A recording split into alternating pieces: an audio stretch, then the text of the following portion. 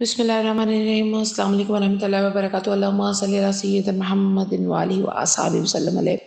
27ویں رجب کا روزہ ہمیں شیخ ابو ابرکات نے خبر دی اپنی سند کے ساتھ ابو ہریرہ رضی اللہ عنہ سے نقل کرتے ہوئے نبی کریم صلی اللہ علیہ وآلہ وسلم خاتم النبی نے فرمایا، جس نے رجب کی 27ویں تاریخ کا روزہ رکھا اور اس کے لیے 60 مہینوں کے روزوں کا ثواب لکھا جاتا ہے۔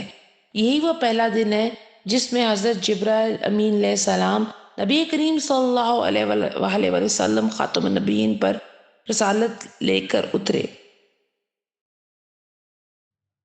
اللہ تبارک و تعالی ہمیں اس رات کی عبادت اور اس کے دن کو عبادت کے اندر مشغول رہنے کی توفیق عطا فرمائے۔ اور بہت پیاری بات ہے کہ جو زندہ ہیں وہ اس کو اچھے طریقے سے بھرپور طریقے سے منا سکتے ہیں، اور جو دنیا سے چلے گئے ان کے بچوں کے لیے یہ ایک صدقہ جاریہ ہوگا اپنی والدین کے لیے۔ اللہ ہمیں کرنے کی توفیق عطا فرمائے، آمین۔